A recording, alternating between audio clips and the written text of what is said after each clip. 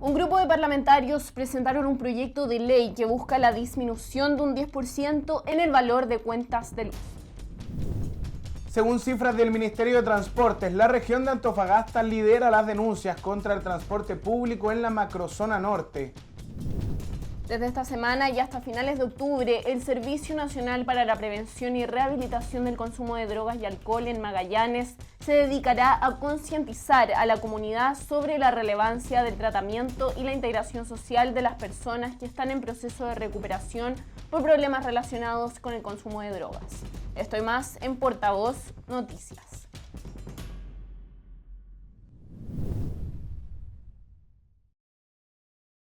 Asociación Regional de Canales de Televisión de Señal Abierta de Chile, Arcatel, presenta Portavoz Noticias. ¿Qué tal? ¿Cómo están ustedes en sus casas? Sean muy bienvenidos y bienvenidas a una nueva edición de Portavoz Noticias. Acompáñenos a revisar toda la actualidad informativa a lo largo del país. De cara a una nueva alza de las tarifas eléctricas en el mes de octubre, parlamentarios presentaron un proyecto de ley que busca la disminución de un 10% en el valor de cuentas de luz. Vértice Televisión con más información en la siguiente nota. Debido al alza del 23% de las tarifas eléctricas anunciadas para este mes de octubre, la bancada de diputados PPD e independientes presentó un proyecto de ley que busca rebajar de manera universal las cuentas de la luz en un 10%, relevando la utilización de energías renovables. Este proyecto de ley mira a ese problema, es decir, a abaratar el costo de la energía y no seguir subsidiando una política, insisto, de subsidio que tiene una vida corta, porque en 2 años más nos vamos a encontrar con el mismo problema de empezar a buscar los mecanismos que sean necesarios para seguir pagando una energía que es absolutamente cara para todos los chilenos. Por tanto, este proyecto de ley tiene por objeto mirar el problema de fondo y no el parche solamente, permitiendo que el Estado baje las cuentas de la luz en hasta al menos un 10% con la aplicación de este proyecto de ley. En relación con el subsidio eléctrico que se entrega a familias de escasos recursos y cuya primera parte fue cancelada en septiembre, la Seremi de Energía en la región de los Lagos señaló que entre octubre y noviembre habrá una nueva postulación. De forma inédita, las instituciones nos pusimos de acuerdo y las personas que postularon anteriormente no vuelven a postular, solo las personas que necesitan cambiar domicilio. El mes pasado no existieron alzas, vienen alzas en octubre y por tanto también nos estamos preparando para esos temas con este subsidio y también difundiendo estas alzas que tienen que ver con alzas en junio, julio, octubre y en enero. Recordar de que estas alzas tienen que ver con un descongelamiento y a partir de los esfuerzos del gobierno lo hemos hecho gradualmente y con este apoyo del subsidio. Parlamentarios y gobierno impulsan de esta manera acciones para minimizar los efectos que el alza en las tarifas eléctricas ocasionará a la economía familiar y con ello el riesgo de una crisis ascendente que es necesario evitar. La región de Antofagasta lidera las denuncias contra el transporte público en la macrozona norte. Según datos del Ministerio de Transporte, este año los principales reclamos corresponden a las categorías de conducción irresponsable, maltrato y por no respetar la tarifa escolar. El reporte es de Antofagasta Televisión.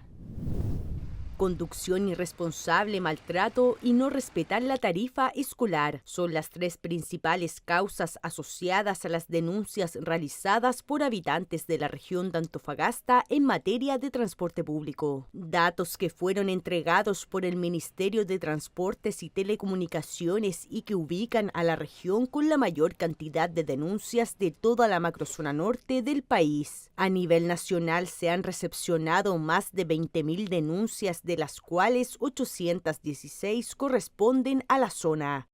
Llevamos a la fecha sobre 20.000 denuncias, en la región 816, lo que equivale al 4% de esos 20.000, y dentro de esas denuncias, la mayor denuncia está asociada a la conducción irresponsable, maltrato, también no respetar la cédula del pase escolar, problema con los estudiantes, y lo que estamos haciendo nosotros con estas estadísticas, las procesamos, se cursan los cargos a las diferentes empresas y conductores, incluso algunas empresas toman las decisiones de desvincular a los conductores cuando estas son graves, y también nosotros hemos estado en una campaña de difusión de capacitación con los conductores en algunas líneas sobre el buen uso del pase escolar.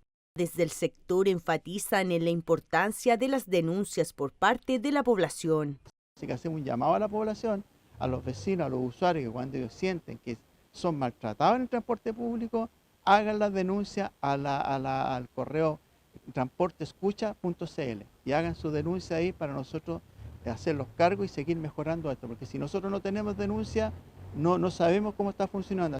Según datos del ministerio, la región de Antofagasta encabeza la lista con más de 800 denuncias ingresadas, seguida de Coquimbo con 671, Tarapacá con 458, Atacama con 275 y Arica y Parinacota con 222 denuncias interpuestas.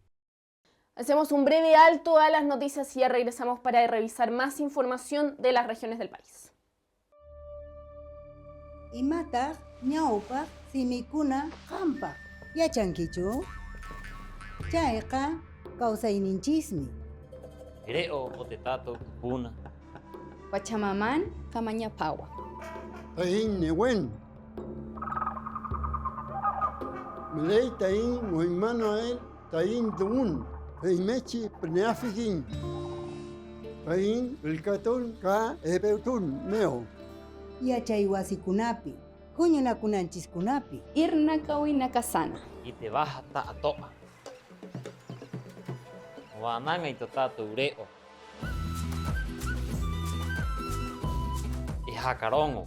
yachawaq Kimertun Meo Arsuña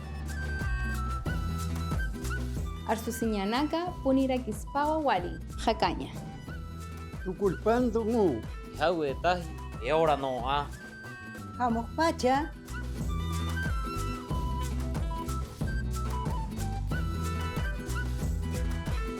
llipinchis atisuman rimayta kay rimaykunata Ta atoa e te no mo wananga. Pues un viña tati Kaikeche Tañiquimal Cañi Dungual Yamay Untam Wali Yaki Cañanaca Utjiwa Wali Arunaca Yati Cañataki Las lenguas son el futuro.cl.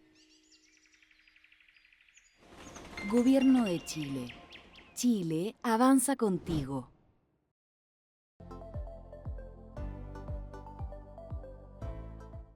Durante los últimos años se ha visto un aumento en enfermedades neurodegenerativas en las causas de muertes del país, y el Alzheimer es una de las patologías que lidera la lista.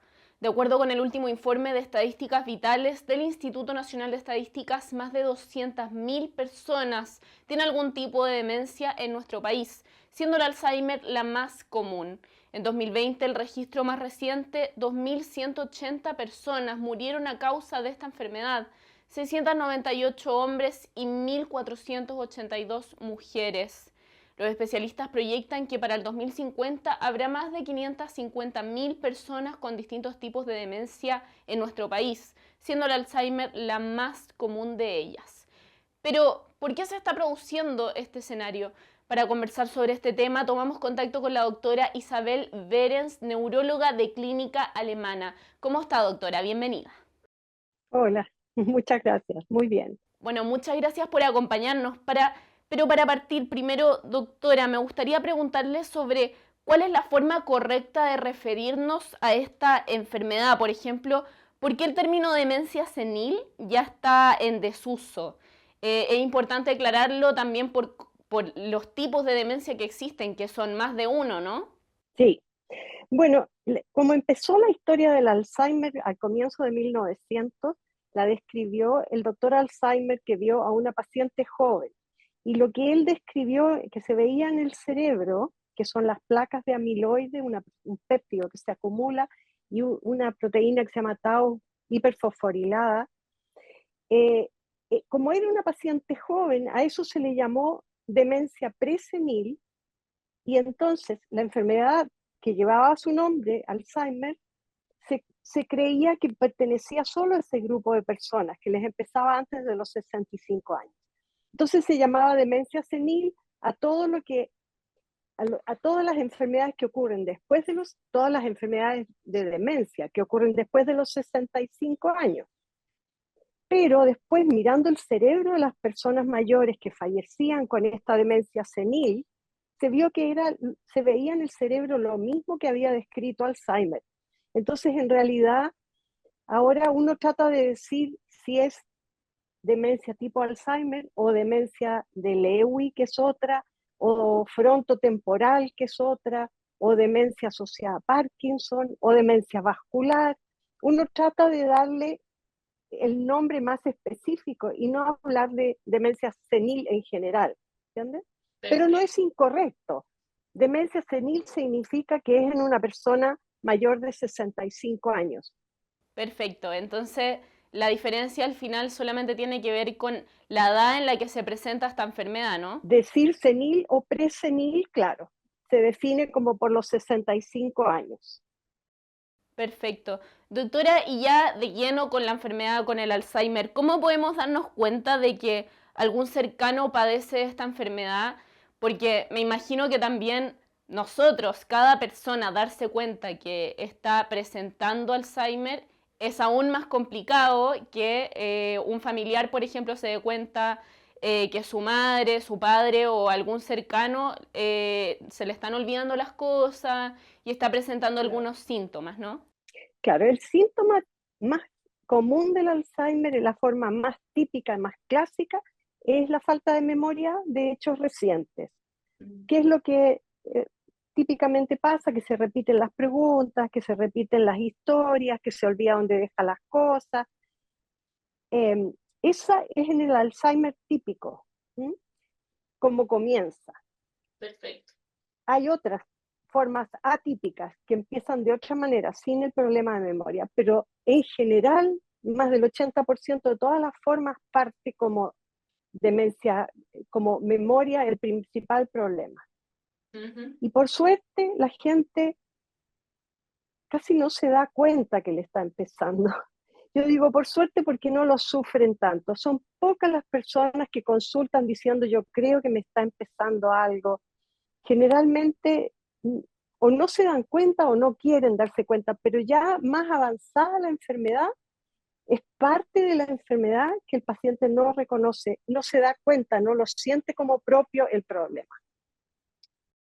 Ya vamos a hablar de las conductas que son propias de una familia quizás para tener con un paciente de Alzheimer, pero por ejemplo yo quería preguntarle cómo podemos diferenciarlo también de otras patologías. Obviamente tendríamos que ir a consultar con un especialista, pero pongámonos en la situación, por ejemplo, que es una persona con déficit de atención e hiperactividad o quizás sin hiperactividad, pero que no es raro que se le olviden las cosas. Por ejemplo, que se le olviden las llaves del auto, que se le pierdan y esas cosas. ¿Cómo podemos separarlo de una normalidad quizá? ¿Y qué pasa también en los casos, que son muchos, de personas que son solas en general, que no tienen una red de apoyo permanente o quizás la tienen pero no es de todos los días? Personas que son adultos mayores pero que son independientes, que salen. ¿Cómo uno se puede dar cuenta si es que existe esa distancia quizá?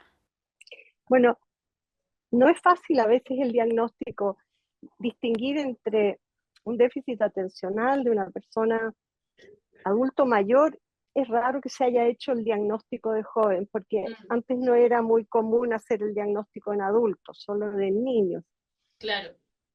Pero lo que ayuda a hacer la diferencia es que una persona que tuvo toda la vida déficit atencional ya desarrolló estrategias como para anotar las cosas, ya sabe cómo es, y los familiares cercanos también la conocen a esa persona y saben el tipo de errores que cometía. Pero si empieza un fenómeno degenerativo, los olvidos son distintos, son más recurrentes, son más de no haber grabado nada, de no haber, como que yo no comí ese sándwich, ¿por qué me acusan a mí de que me comí un sándwich? Yo no he comido nada, ¿me entiendes? Son más severos, se nota un cambio respecto de lo que era la persona. A veces no lo nota la misma persona, pero sí sus familiares notan que hay algo distinto, que no es lo mismo de antes. Perfecto. Eso por un lado. ¿Cuál era la otra pregunta a propósito de memoria que me habías hecho? ¿Qué pasa también en los casos de personas que son más independientes? De repente se da, por ejemplo, parejas de adultos mayores que viven juntos y que bueno, no sé, son muy independientes, viven juntos, viven solos y a los dos les da Alzheimer de repente, que eso debe ser en algunos casos. Pero ¿qué pasa ahí? O gente que vive sola y empieza a deteriorarse. Claro. Bueno, hay casos, por ejemplo, en que llega la vecina con el paciente a consultar. Entonces, siempre, o sea, es muy raro que una persona esté absolutamente sola como un ermitaño. Siempre hay alguien cercano, un sobrino, un vecino. Desgraciadamente, a veces gente que se aprovecha porque se dan cuenta de que tiene problemas de memoria y lo hacen sacar plata del cajero, o los empiezan a estafar, pero casi siempre hay alguien que se da cuenta y que ayuda, por suerte. Perfecto. Me ha tocado que lleguen vecinos con la persona que vive sola y el vecino dice, lo traigo porque me da pena que está solo, yo le llevo comida, etc. Es la solidaridad. Doctora, ¿a qué edades podemos ver que se presenta esta enfermedad? Usted nos decía al principio que esta enfermedad nació por una persona que era presenil, o sea, antes de la vejez, digamos, pero ¿en qué rango de edad se puede empezar a presentar los síntomas del Alzheimer? O quizás no síntomas, pero sí como alertas de advertencia. Claro. Mira, como te decía antes, se define los 65 años como una fecha, porque a los 65 años, si uno mira toda la población, un 1%, un 2% tiene problemas de memoria o de inicio de deterioro. Perfecto. Y de ahí sigue subiendo mucho. A los 85 años puede ser que hasta el 35% de la población tenga problemas. Antes de los 65, es raro que empiece, pero hay que poner ojo si uno tiene muchos antecedentes familiares, mamá, papá, hermanos, primos, etcétera, que les empezó joven, antes de los 65. Ahí uno tendría que parar la oreja de que podría ser algo que sea más hereditario, y como se hereda también la edad de inicio, uno puede saber que si en la familia les empezó a los 50 años, probablemente a todos más o menos a los 50 les podría empezar. Perfecto. ¿Y de alguna manera se podría prevenir o quizás no prevenirla, pero aplazar la enfermedad en esos casos? ¿Qué cosas podemos cambiar y qué cosas no? Que me imagino que factores como la genética no podemos cambiarlo, pero sí conductas diarias, ¿no? Sí. Bueno, hay un estudio muy interesante que hizo una comisión, Lancet se llama, de una revista americana. Bueno, son de distintos países, donde estudiaron todas las cosas que uno podría modificar para disminuir el riesgo de tener demencia en la población. Y ahí lo que importa son la educación, sobre todo en la edad joven de la vida, pero la educación o aprender algo nuevo en todo momento de la vida es un estímulo favorable. La audición hay que cuidar la audición, especialmente en las etapas medias de la vida. Hay que evitar los golpes importantes en la cabeza, hay que evitar la polución, pero dentro de las cosas que uno realmente puede modificar está los factores de riesgo cardiovascular, porque todo lo que echa a perder el corazón también echa a perder el cerebro. La presión alta, la diabetes, el colesterol alto, la obesidad. Hacer ejercicio es muy importante, mejorar no solo el flujo hacia el cerebro, sino que se ha visto en estudios en ratones que estimularlos físicamente mejora las conexiones de la sinapsis, incluso aumenta el número de sinapsis en ciertas zonas del cerebro. Entonces es muy importante hacer ejercicio físico, hacer interacción social, que la persona no se aísle, no se quede sola, que tenga estímulos, que comparta con otras personas y que aprenda algo nuevo. Todos esos factores se sabe que evitan o pueden retrasar el desarrollo de la enfermedad. Perfecto, eso es súper importante recalcarlo porque si bien hay muchas cosas que ya no podemos prevenir y que no se pueden hacer, hay cosas que sí son muy buenas para nuestra salud en general, no solamente para el Alzheimer, pero que definitivamente ayudan y está comprobado.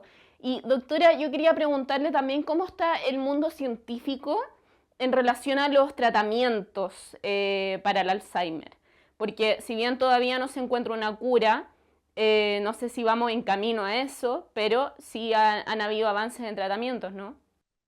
Sí, han habido avances después de muchos años en que muchos ensayos clínicos fallaron. Se llama ensayos clínicos cuando se prueba un fármaco nuevo en gente donde uno no sabe si está recibiendo el fármaco o está recibiendo un placebo, una droga de mentira. Muchos ensayos clínicos fallaban.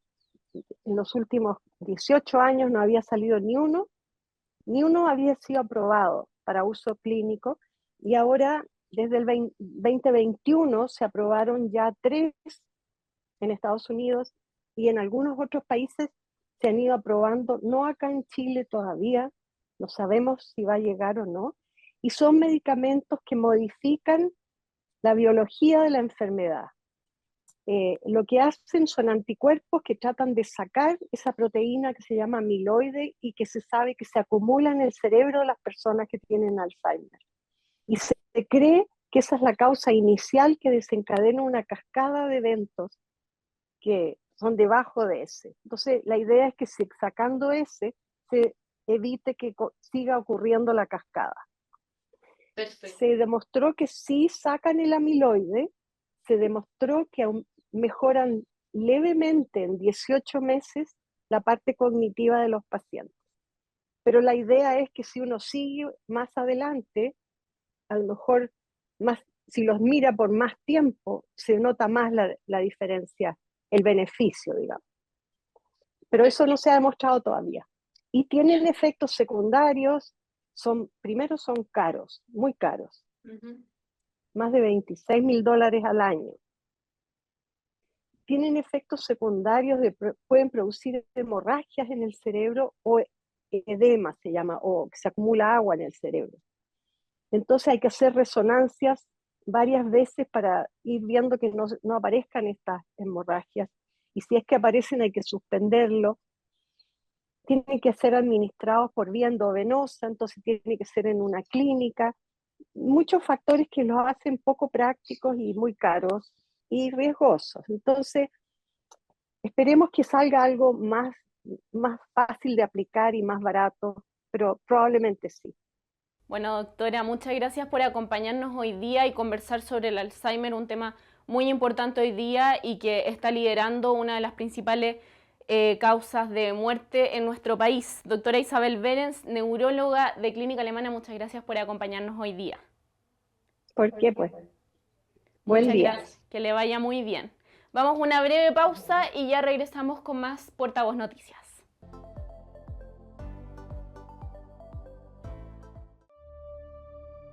Imata, ñawpa, simikuna, hampa.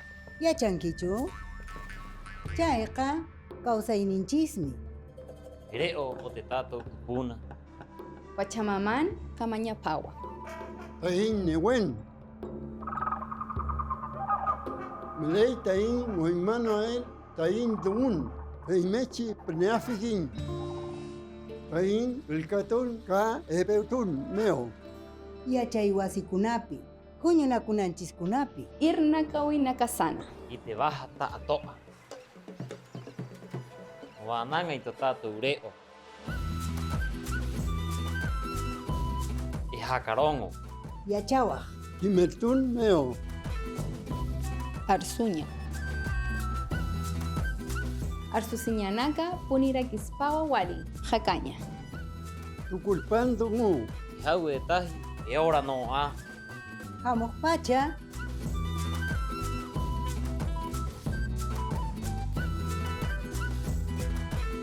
Lipinchis atisuman rimaita kay rimaykunata. Ta atoa eite no mo wananga. Pues un viñeta a ti. Kaikeche, Tañiquimal, Cañi, Don Wali, Yamay. Untam, Wali, Yaki Cañanaca, Utjiwa, Wali Arunaca, Yati Cañataki, las lenguas son el futuro.cl. Gobierno de Chile. Chile avanza contigo.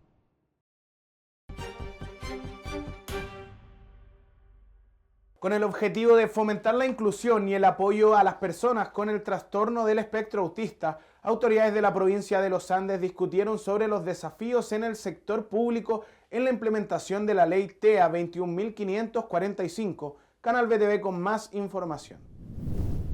En el Centro Cultural Buen Pastor, la Delegación Presidencial Provincial de San Felipe organizó una jornada clave sobre los desafíos y acciones del sector público en la implementación de la Ley TEA número 21.545, enfocada en la protección de los derechos de las personas con trastorno del espectro autista. Esta instancia reunió a los encargados de los programas y oficinas dedicados a la neurodiversidad de las comunas de Santa María, San Felipe, Yayay y Putaendo, quienes presentaron sus propuestas y trabajos en el apoyo a pacientes y sus familias en sus respectivos centros de atención.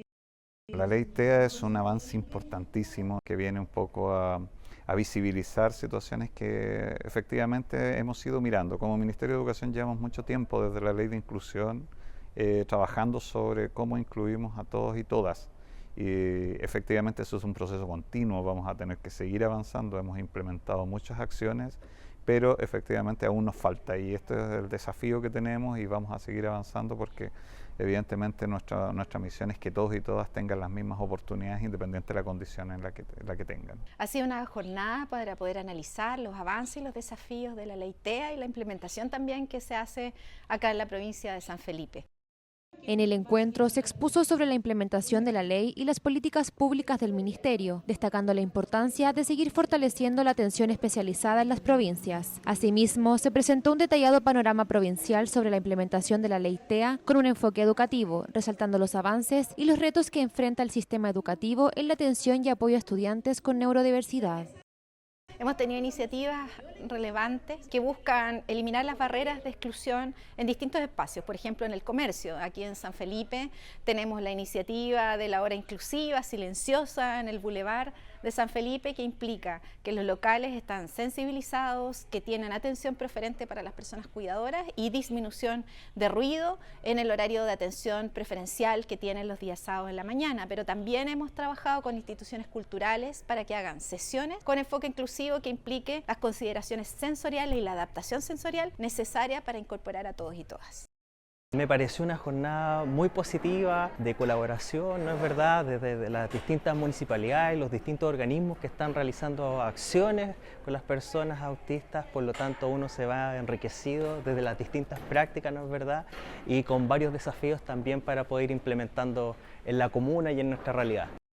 La jornada también contó con la participación de estudiantes de las carreras de Psicopedagogía, Trabajo Social y Educación Diferencial de la IEP y la Universidad de Playa Ancha, quienes pudieron interactuar con los expertos y conocer más acerca de las acciones que se están llevando a cabo en torno a la ley TEA. Este espacio de diálogo y colaboración refuerza el compromiso del sector público con la inclusión y la neurodiversidad, avanzando en la atención integral de las personas con TEA en la provincia de San Felipe. Y desde esta semana y hasta finales del mes de octubre, el Servicio Nacional para la Prevención y Rehabilitación del Consumo de Drogas y Alcohol en Magallanes se dedicará a concientizar a la comunidad sobre la relevancia del tratamiento y la integración social de las personas que están en proceso de recuperación por problemas relacionados con el consumo de drogas. Con el lema Escuchamos y acompañamos, súmate. Senda tiene como objetivo crear conciencia sobre el consumo problemático de alcohol y otras drogas como un asunto de salud pública. Lo revisamos con ITV Patagonia. ¿Es posible recuperarse del consumo problemático de sustancias? Sí, es posible. Por supuesto, no es un proceso sencillo y requiere del esfuerzo de quienes viven esta realidad. Con el objetivo de generar conciencia respecto a la rehabilitación, es que Senda inició una campaña. Lo que queremos nosotros como servicio es profundizar, es reflexionar sobre el estigma, los prejuicios que pudiesen existir con las personas que consumen algún tipo de sustancia. Y que entiendan que el consumo problemático de sustancias es un problema de salud pública. Un problema de salud pública que por lo demás tiene una recuperación posible. La atención para la rehabilitación con Senda es totalmente gratuita para todas aquellas personas que tienen FONASA. Y en Magallanes hay diversos centros para el tratamiento de quienes tienen adicciones. Nosotros acá en la región tenemos 11 centros de tratamientos para distintos perfiles de personas.